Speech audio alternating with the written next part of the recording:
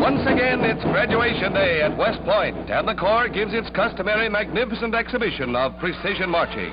In the ranks for the first series of close order drills are the Point's bright football stars, Doc Blanchard, Mr. Inside of gridiron fame, and his fleet partner, Glenn Davis, Mr. Outside.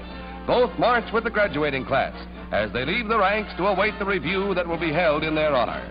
There are 310 in the class of 1947, receiving the parting tribute of fellow West Pointers as they stride by.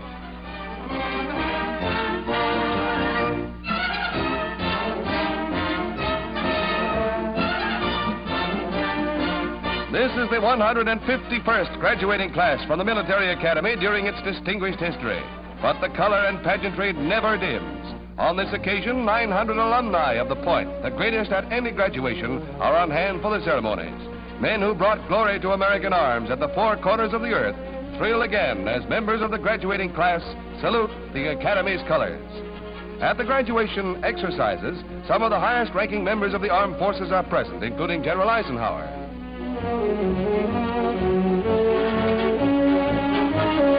Brigadier General Robert Montague presents the diploma to his son, Cadet Robert Montague, Jr., honor man of his class, as the cadets line up in order of their standing in the class. A chapter in West Point football history closes as Doc Blanchard receives his diploma from General Taylor, Superintendent of the Academy.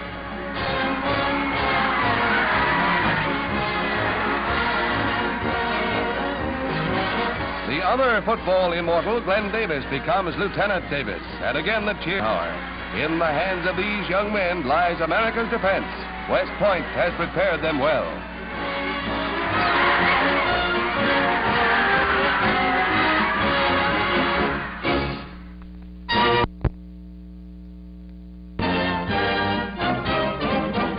Above Wright Field, an Army attack bomber gets set to test the latest in landing gear.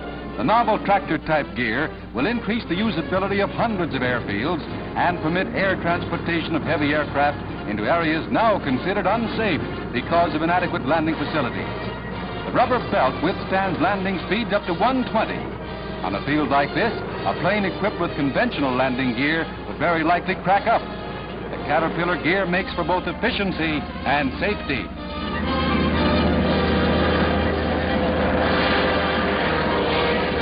In peace, it means dollars saved. In wartime, it would mean greater speed and mobility for our air forces.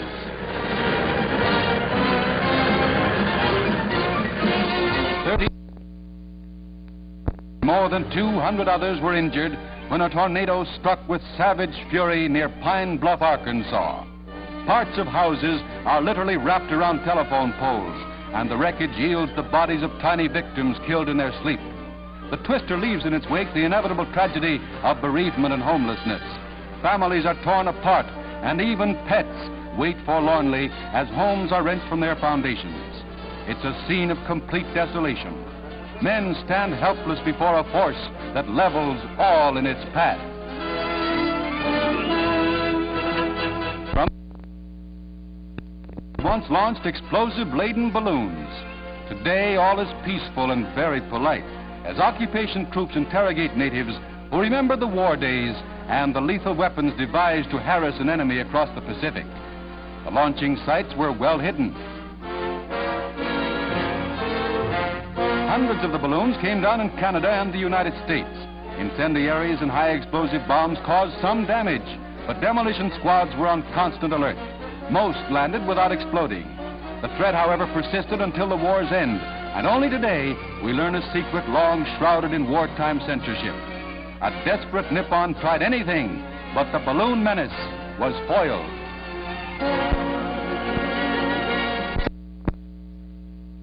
Styles. Miami Beach shares the spotlight with Dame Fashion as the Miami Fashion Council shows the latest in beachwear. But for something really new and really appropriate, how about hand-painted bathing suits? Jimmy Rosen is the artist, the lucky artist I might add, and when he gets through with somebody's darling daughter, she's really in the swim. I don't know what Jimmy uses for bait, but I do know he's got a job most males will envy. The suits are expensive, they're definitely stylish, and oh yes, you can swim in them too.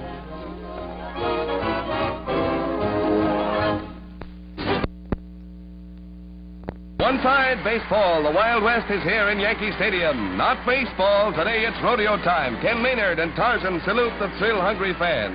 And, yes, this has its moments. When Bernice sways 130 feet above your head, well, that's a home run of a different kind. And no time for an error. Up there, you've got to be on the ball every precious second. Bernice uses no net. Roundup time in Manhattan continues. Gregoresco is billed as the man who hangs himself. Hold on, here he goes.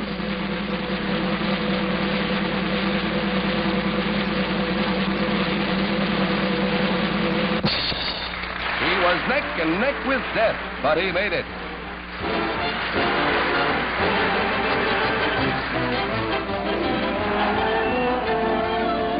Staying on board the Brahma steer is something like a merry-go-round. You stays on longer if you gets the brass ring. And if you miss, well, off you go. Bronco riding like June is busting out all over and over. Many are the fancy ways you can fall off a horse. It's a toss-up which is the best way. As a finale, this one tops them all. A smashing double in the old ballpark.